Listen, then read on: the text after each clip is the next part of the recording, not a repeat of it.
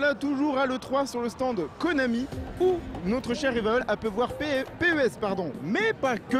Tu vas carrément nous faire une comparaison avec FIFA 15. Que j'ai vu lui sur le stand hier, hein. FIFA n'est pas passé chez Konami, hein, je vous rassure. Donc effectivement j'ai vu les versions next-gen, enfin current-gen, PS4, Xbox One des deux jeux, donc FIFA 15 et PES 2015. Côté FIFA, on a un jeu qui progresse par rapport au précédent opus. Alors c'est pas une révolution, le précédent était déjà très bon. En gros là c'est le premier vrai next-gen puisque le précédent était un petit peu à cheval entre les deux générations de machines. On sait que c'est toujours compliqué. Comme souvent, voilà, de développer absolument sur les deux générations. Donc celui-là est vraiment très très bon, très joli. En termes d'animation, c'est un vrai régal. Ils ont misé sur l'émotion cette année. Tu vas me faire, oui tu vas rigoler. Alors c'est pas du Quantic Dream, hein. J'allais dire, c'est pas David Cage qui s'en occupe celui-là? Non, mais c'est vrai que ce qui est marrant, c'est que les joueurs réagissent beaucoup à ce qui se passe sur le terrain. Je prends un exemple. Si le gardien, alors c'est l'exemple qu'ils nous ont montré, il est complètement extrême mais il est assez parlant. Si le gardien se met à sortir de ses cages sans raison, tous les joueurs vont le regarder et commencer à lui dire mais qu'est-ce que tu fais? D'accord, ok. Et avoir des réactions assez véhémentes vis-à-vis de lui, c'est assez marrant. Idem, on a eu un moment un tacle de Neymar sur Nasri. Les deux joueurs ont commencé à se chauffer pendant que le jeu continuait. Ah ouais. Il y a Yaya Touré qui a levé la main pour réclamer un carton jaune. L'arbitre a dû arrêter le jeu pour voir ce qui se passait entre Nasri et Neymar. C'est le genre de truc qui est assez marrant. C'est très immersif, ça apporte rien au gameplay. Hein. Ça peut être fun parce que bon, même si en jeu il y a peut-être des mimiques qu'on va pas voir, ça peut être bien pour les ralentis notamment ou ce genre de trucs quoi. Oui, c'est assez rigolo et du coup c'est assez immersif. Et c'est vrai qu'on a ça un petit peu partout sur le terrain. On a des joueurs qui réagissent beaucoup plus à ce qui se passe sur la pelouse, qui aussi sont plus humains. J'ai eu l'exemple avec Lavezzi par exemple, que j'ai fait un vrai rush avec lui de 40 mètres. Je suis arrivé, j'ai fait une feinte de frappe et au moment de tirer, il a complètement foiré son tir, il s'est complètement dévissé, il est tombé parce qu'il était épuisé par sa course. Ouais. C'est le genre de choses qu'on voit peu dans les jeux de course, dans les jeux de foot, pardon. Dans lesquels les joueurs en général sont de vraies machines. C'est moins le cas dans FIFA, franchement. Ils ont fait beaucoup de progrès à ce niveau-là. Je trouve que globalement le jeu va dans le bon sens. Que dire de plus? Les one-to-one, donc les moments où les joueurs s'affrontent pour la lutte pour le ballon, sont plus réalistes. On a beaucoup plus de jeux épaule contre épaule. Et désormais, tu as des joueurs qui giclent carrément quand ils se font bousculer l'épaule, quoi.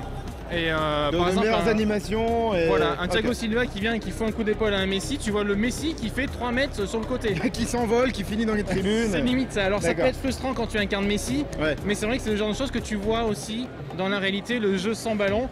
Ils l'ont vraiment beaucoup amélioré. Alors il y a des détails aussi, par exemple, on a vu un but de Messi sur hors-jeu. Messi n'avait pas vu que l'arbitre avait levé le drapeau. Il a commencé à célébrer son but alors qu'il était encore par terre parce qu'il venait de marquer d'une façon acrobatique. Et ensuite on l'a vu déçu du fait que le but était hors jeu. Et ça c'est le genre de truc qui apporte un petit peu de plus à l'animation, à l'immersion. Donc au spectacle aussi. Au spectacle aussi. Visuellement le jeu est absolument magnifique et les stats sont superbes. Ils ont fait beaucoup de travail sur les pelouses où maintenant tu vois les traces des chaussures lorsqu'il y a un gros tac. Par exemple Alex, tu vois, le bulldozer du PSG, lorsqu'il fait un tac en général il arrache tout. Mais là tu le vois. Et c'est vrai que la pelouse subit les formations des matchs et il y a une météo dynamique, pas seulement en termes de pluie ou soleil, mais en termes de lumière et d'ombre. Tu commences le match, il fait soleil, il fait beau, tout le terrain est éclairé. Tu le termines, il fait un peu plus gris et là tu as toute la lumière du stade qui est changée. Tu as des ombres qui apparaissent qui n'existaient pas au début du match et c'est plutôt bien foutu franchement. Donc c'est des détails en fait FIFA qui progressent. Bah de toute façon ça reste un jeu de foot donc on pourra progresser que détail par détail. En tout cas ce FIFA a vraiment l'air next-gen. Mais est-ce qu'il en est de même pour PES? Alors PES, je suis très content de vous annoncer qu'enfin ça y est, PES est de retour après 8 ans de disette. De très longues années 8 ans peut-être pas un peu moins de jeux qui étaient bons sans plus. Donc sur génération PS3 360, ils ont tout refait. Et étant donné qu'ils avaient du mal à faire aussi bien que FIFA, et ils ont eu la bonne idée de copier sur FIFA. Donc en fait PES est un deuxième FIFA. Orienté simu aussi, avec un rythme beaucoup plus lent, des animations qui sont superbes, des joueurs qui vraiment cette fois-ci sont pas des 38 tonnes sur le terrain, qui sont beaucoup plus réactifs, beaucoup plus souples aussi dans leurs mouvements. On peut rappeler qu'ils tournent avec le moteur Fox Engine. Exactement. Qui est superbe d'ailleurs, le jeu est très beau. Le moteur de MGS Phantom Pain pour ceux qui veulent savoir. Qui ne savaient pas. Peut-être un chouïa moins beau que FIFA parce que FIFA est peut-être plus complet, il y a peut-être plus de choses sur le terrain et sur les alentours. Mais PES est vraiment très beau, les visages sont absolument bluffants de réalisme. Ça par contre c'est quelque chose qui a toujours été dans les PES. Regardé, Donc le jeu est très beau. Et en termes de gameplay, j'ai eu un feeling immédiat. J'ai fait un match et dès le premier match, en fait, j'étais bien avec un feeling que je connais, donc un feeling très FIFA, avec une circulation de balles fluide mais réaliste, une construction de jeu qui est vraiment très importante. Tu n'as plus ces problèmes systématiques de devoir passer toujours sur les côtés pour déborder l'adversaire très facilement. Ouais. Ça n'existe plus. La défense et l'attaque sont très équilibrées. J'ai testé beaucoup la défense adverse pour voir si les balles en profondeur passaient aussi facilement qu'avant. Et c'était franchement bien géré. Ah ouais. On a des défenseurs qui se replacent très intelligemment, beaucoup mieux qu'avant. Et des gardiens aussi qui ne sont pas encore balancés, donc qui font quelques bourdes mais qui sont bien plus crédibles. Et globalement, franchement, le jeu m'a laissé une très bonne impression. Donc peut-être une vraie guerre FIFA PES très franchement, cette fin d'année. Je le pense. J'ai l'impression que FIFA a une longueur d'avance sur PES, c'est indéniable, parce qu'ils profitent du vécu très récent de FIFA. PES, eux, ils sont repartis de zéro. Ouais. Donc c'est plus dur pour eux, mais franchement, le jeu est très bon. J'ai vraiment pris du plaisir dessus. Et c'est le premier PES qui me fait autant plaisir depuis c'était PES 2006, je crois, quelque chose comme ça. Ouais, 2007 peut-être, 2007. Donc ça remonte à très longtemps.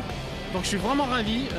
On vous donnera plus d'impressions un peu plus tard quand on aura une version de PES sous la main. En tout cas, ça sent très bon. Ce qui est bien, c'est qu'avec ce retour, peut-être qu'après, ça sera plus vraiment qu'une question de feeling, alors qu'avant, honnêtement, FIFA était quand même au-dessus de PES sur pas mal de points. Là, ce sera peut-être plus qu'une question de feeling et ça permettra à PES au fur et à mesure des années peut-être de faire son trou. Ouais, et puis ils ont changé plein de choses qui sont très intéressantes. Sur les coups de pied arrêtés, par exemple, sur les PES, on avait du mal à avoir un vrai impact sur la façon dont le joueur tirait le coup de pied arrêté, que ce soit sur corner ou sur coup franc. Désormais, tu as les jauges à la FIFA 98 sur PES. Ah oui, d'accord. Donc avec les petits points qui t'indiquent la trajectoire de la balle. Alors c'est un peu arcade comme principe, c'est sûr, mais très franchement ça marche bien et ça te permet de tirer les coups francs comme dans la réalité quoi. Et les coups de pied arrêtés pareil.